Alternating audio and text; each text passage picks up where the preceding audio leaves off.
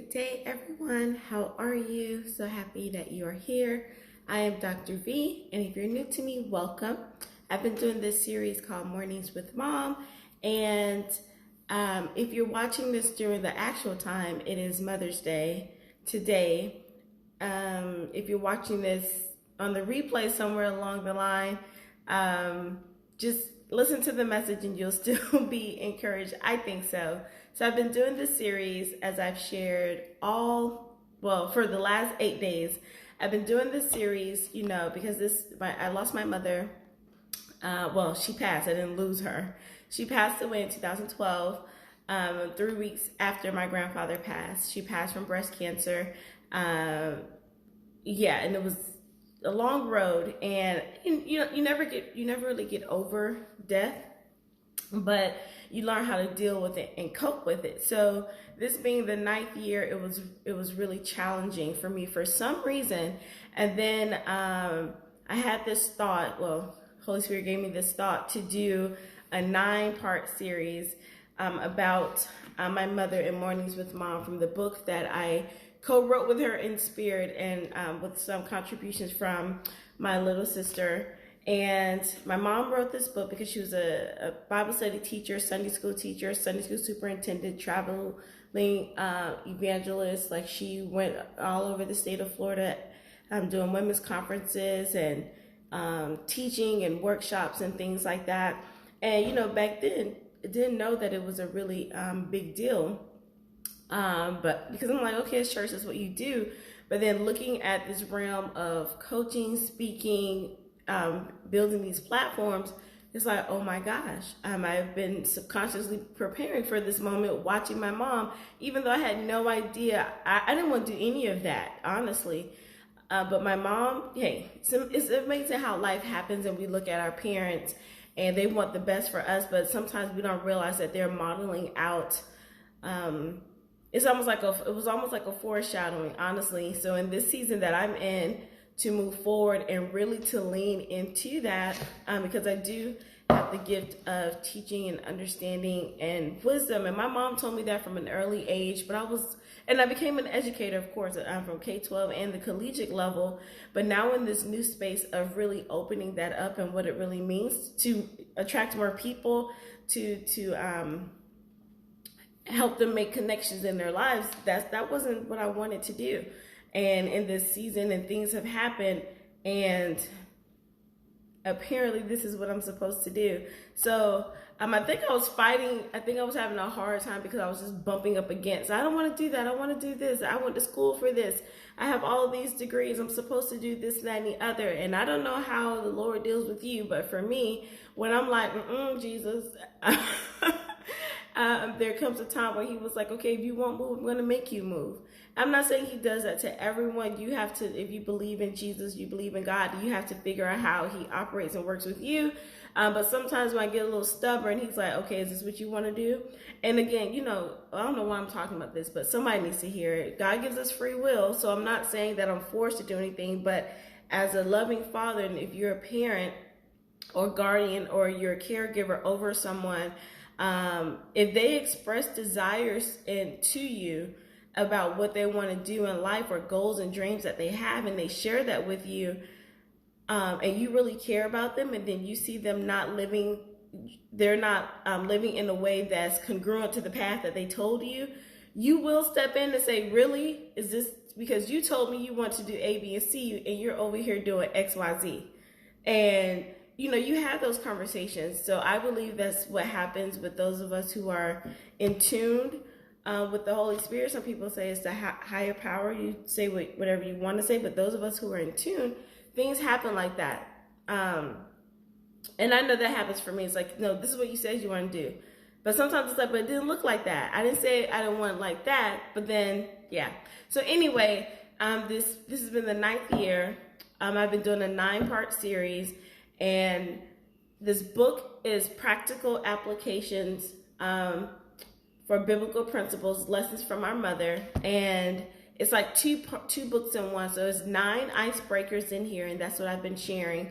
The icebreakers are things to break the ice in the crowds, or get the crowd to thinking In education, when I taught mathematics, it was bell work or warm up or to do now, things like that, or number talk to get the brain going. And then the other part of the book is a spiritual first aid kit. And there are 9 items, practical items that my mom shared with young adults, teens, women, anyone who would listen, who would come to her workshops and her teachings. There are 9 actual things she would put in this kit, and they represented different parts of our lives and how we would get closer to God and really listen and lean in and trust Him.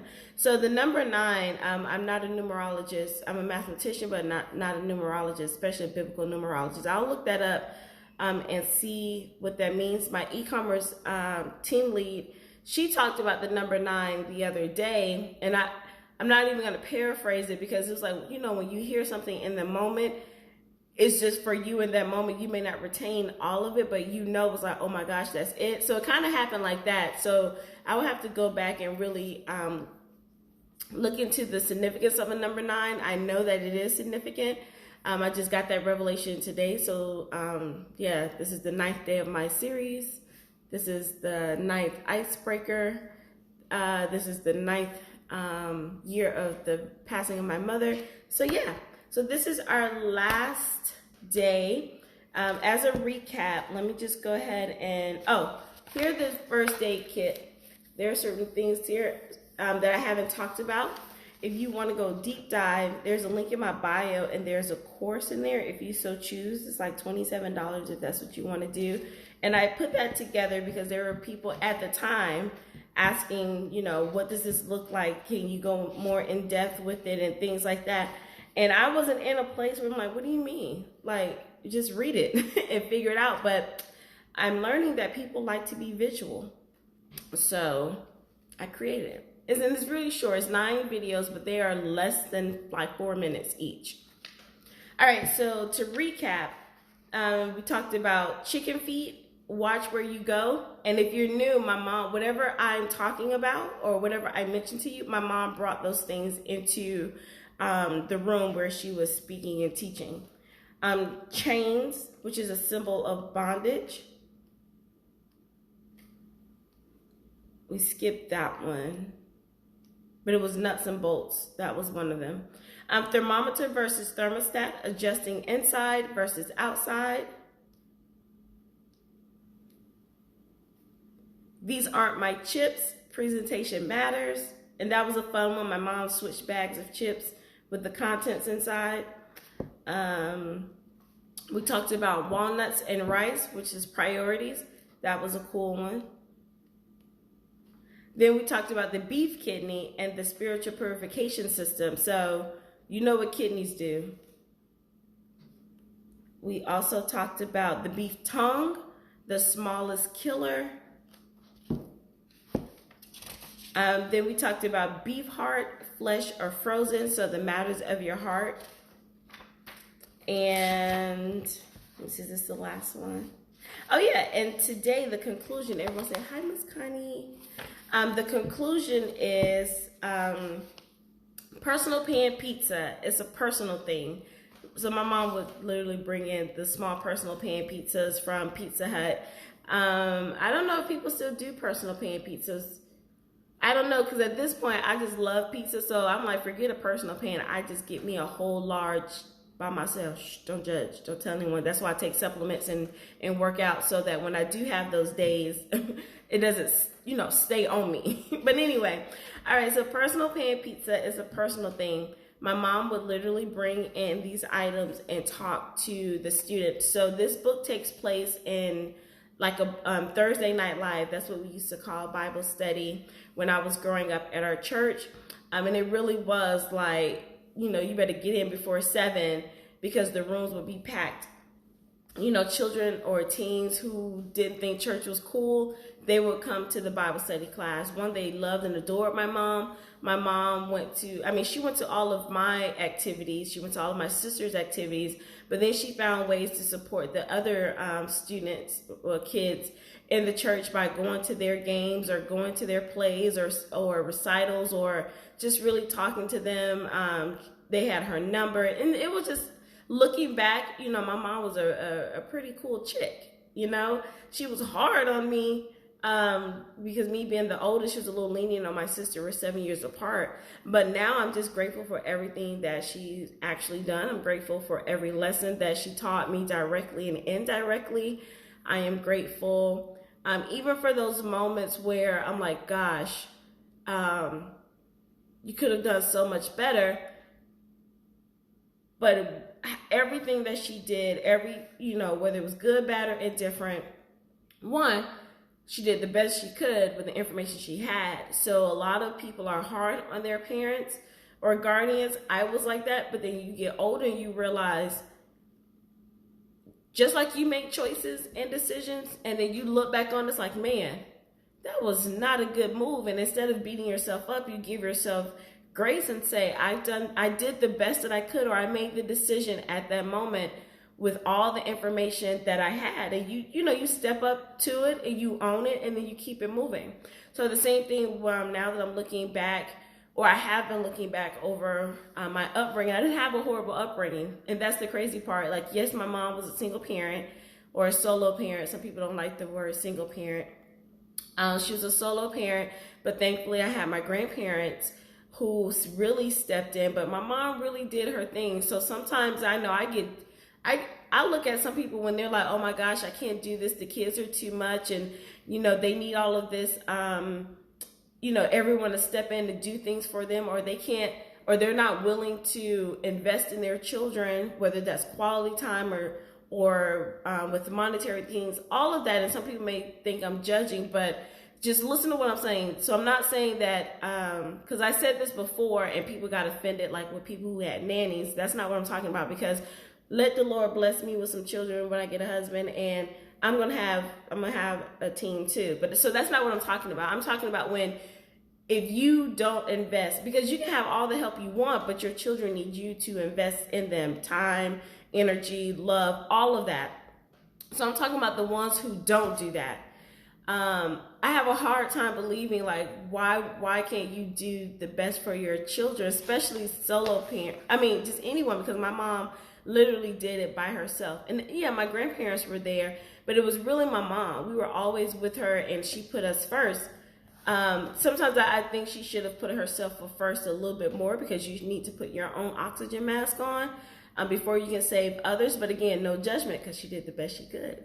But we didn't have a horrible upbringing. We didn't want for anything. A lot of people thought my mom had a lot of money, or that she was getting all these child support checks. These people thought, or my mom had a husband that didn't come out with us because she didn't have the typical solo parent or single parent struggle. Behind closed doors, she did, but it didn't. It didn't reflect on us. It didn't show up on us or transfer on us, if that makes sense. So, and I get upset when I see parents or guardians not paying attention or investing in their children, or not allowing them to express themselves and be active in certain things. Because I know I have my sister's sister. Didn't have much, didn't go to school. But she didn't go to like college or anything. She's still smart, but everybody don't go.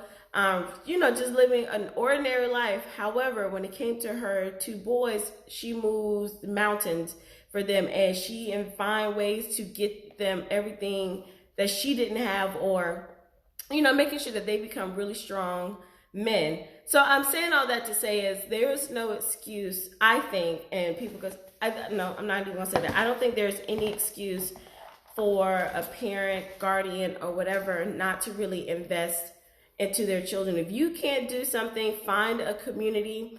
I know if you're watching this now, this is kind of we're on the tail end of the global shutdown. Things are opening up more, so we don't have to be as isolated as we used to. But there's a reason why we need communities around children, youth center, churches, after school programs, whatever the case may be, some sort of community. Because yes, it does take a village. I truly believe that, but there needs to be a head person of that village, and that's the parent or guardian. All right, so that was my little soapbox, and I think I said all that because I just had this vision of a family in my head where I get annoyed. And it's like, you ask for these kids, and people who are out here every day struggling to give birth, or who had long battles of trying to conceive, and all of that. And it's like, you have this precious gift and you're not. Anyway, all right, I digress. Personal pan pizza is a personal thing. In our final night in Bible study for this term, Miss Connie brings in a small box of pizza from Pizza Hut, along with other brand boxes of single-serving size pizza. She held up the different boxes and asked students to describe the portions in comparison to the large portions or boxes that they are more familiar with. As the class struggles to make the connection, because that's what my mom did, Miss Connie, that's her name, held up a small box from Pizza Hut and asked them, what is it called? Several students shouted out, "Ooh, that's a personal pan pizza box." Finally, Miss Connie said, she continued by saying, that's exactly how your walk with God should be, personal. In many cases, we like our own space and our own things. Having personal space, personal time, and the phrase is personal all points to the notion of mine and mine alone. Ms. Connie continues by saying that's exactly how your walk with God should be, personal. Unlike asking a group for their favorite toppings on the pizza, with a personal pan pizza, you're the only one who gets to select the toppings. God has given us a special gift and vision, and he wants an individual, personal relationship with us. Ms. Connie explains how most young people seek approval and want to be part of the crowd. Now, at this time, I was talking from the youth perspective, but this could go for adults as well. While it is good to fellowship and share things, God doesn't want a group date. He wants his own time and be in his own relationship with us as individuals. One student asked how this was possible. Ms. Connie smiled and said, because God is God. He is everywhere all the time. So the student was like, well, if God wants individual time with all of us, with all of these people on the planet, how is that possible?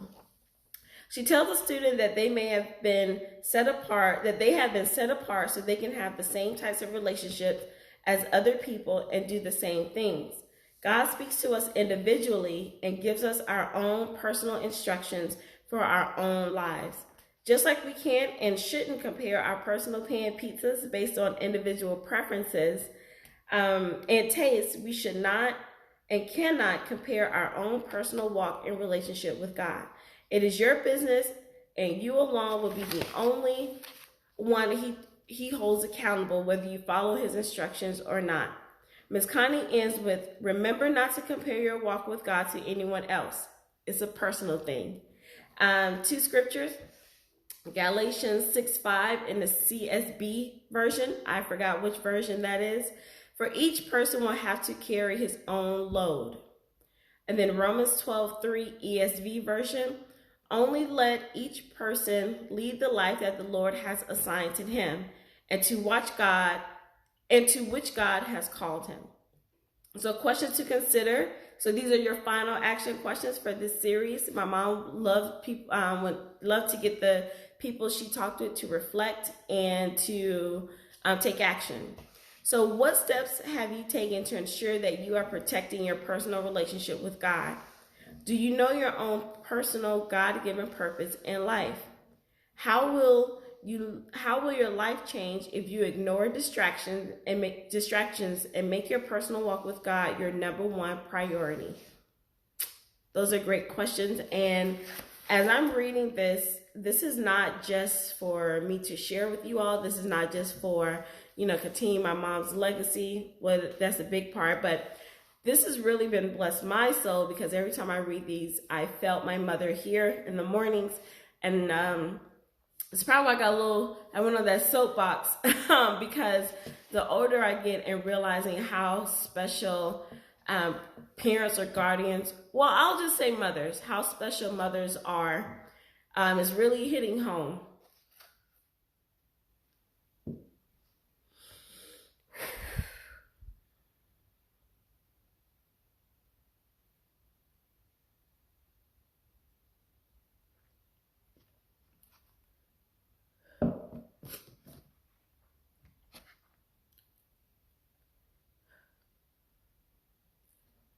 You think that the older you get,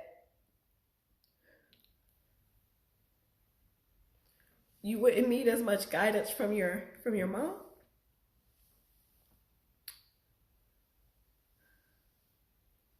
And I'm grateful I have my grandmother.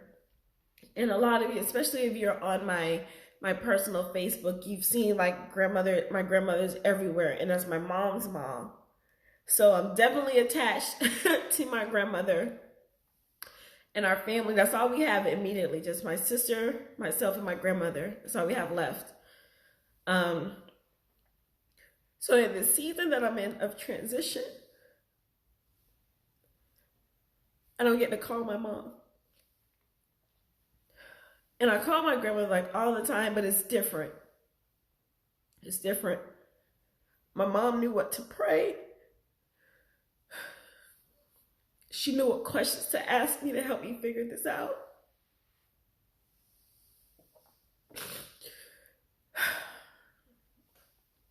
Yeah. So I know she's here in spirit. We know all of that. But it's very different when you can't pick up the phone or send a text. Okay. So, don't take your mother for granted. Don't take your mother figure for granted. If you want to be mother one day, learn it. This is a time to really self-reflect and learn some lessons and really get to know yourself inside and out. Personal growth, personal development, and transformation is huge. I did my own journey, didn't realize like how deep, some issues and things that I had. And some of them pertain to my mother, but again, learning how not to blame, because that's, people are like, well, I'm like this because of my parents or this, that, and the other. At a certain point, you're a certain age and you can make decisions for yourself, so we can't keep blaming parents, especially at a certain age. Like, okay, they weren't here, they didn't do that. Okay, next, move on. And in order to really do that, like I said, I didn't have my upbringing wasn't horrible, but there are still things there. And I went on this personal growth and personal development journey to really dig deep into myself, because there were just certain things I didn't want to bring over to my future children. There are certain ways I just didn't want to be. And again, you're not judging, but it's like, okay, if you've seen an example and then you have a way to change or to approach things differently, that's what you're supposed to do. You're supposed to live a better life from the lessons learned from the people who came before you. So especially, all of these series have been talking about the mother figures, but this one I'm ending on the mothers to be. I'm going to say mothers to be, or maybe if you want to be a bonus mom, or you end up being a bonus mom, you're dating or about to marry someone with children of his own or whatnot. This is a time to really work on yourself. I do believe in the gift of time and space and solo time. So this is the opportunity to really dig deep in your relationship with God and with yourself.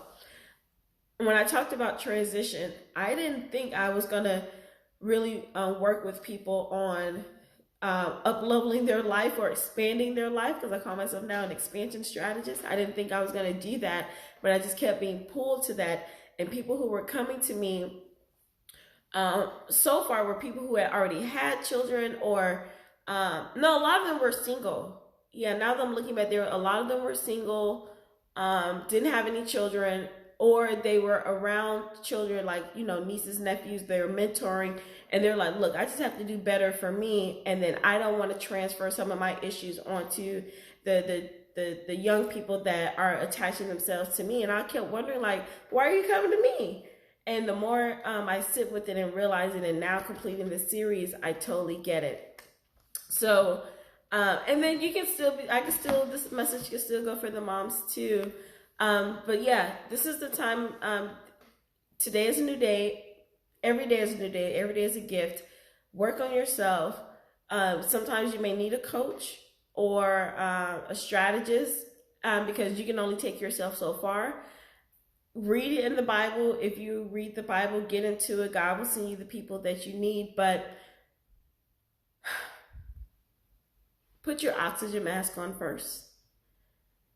Look at all the areas of your life, because God designed you to be a whole person before you had kids or kids attached to you or things like that. And this is, some people may disagree, but this is what I truly believe. How you were designed before the children, that person is still there, and you're not benefiting anyone by losing that person. Okay, so that's what I want to wrap with, as my grandmother is calling me on my phone. This is why I should do these on my tablet. That's what I want to wrap with. I hope all of this made sense. The last thing I'm going to end with, because the book, you can purchase a bundle. The link is in my bio. It is like on sale probably forever now. It's like less than $8. This is why I'm encouraging you to get a bundle so you can share this gift with others. And then if a lot of people actually really, really get into it, I can revamp this because I'm in a different place now, especially this cover. But hey, whatever, no judgment. Yeah, that's like me and my sister. Anyway, so I end with the wellness. This is, I don't know, I get this really from my grandparents. Coffee for my e-commerce venture. I typically don't do instant coffee. I did today because I don't know, I just felt like it. I didn't feel like grinding up my own coffee beans or anything like that. So this is Smart Coffee. It's Tetra Blend. And for some reason, drinking coffee makes me feel closer to my mom and my grandfather. My mom wasn't a coffee drinker, but my grandfather was, and I was drinking coffee since I was 5. So this is Smart Coffee. It reminds me of bullet coffee, and if you know what that is, it has like ingredients like that. And then I use with collagen infused creamer that is formulated to be in hot liquids to still do its thing. And so both of those together, I put them in a blender so I can get this frothy flavor, and it's delicious. So you can message me if you want that. All right, so I'm signing off with Mornings with Mom. This one was a lot different, but all of that was in my heart, so I just wanted to share with you. If you learned something, heard something new, or just want to comment, please put the comment down below. I'll probably move these series to my YouTube channel.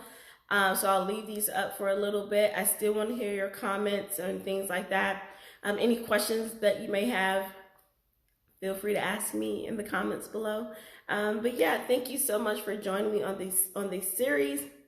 I know I get up early, so those of you that come back on the replay, I appreciate you. I thank you so much. I'm following the model of Gary Vee. Sometimes, we can get in our own way of figuring out how many likes and shares and all of that we have. But the goal is to become your own broadcast and share your message no matter what, because you never know when someone will listen. So build up your content library and don't look for the instant gratification, because who knows what your words will do for someone else 5 days, 5 months, or 5 years from now. All right, so thank you so much. Have an awesome day. So remember to be well, be bold, be empowered, and be brilliant. I am Dr. B, and thank you so much for listening and learning with me. Until next time, bye.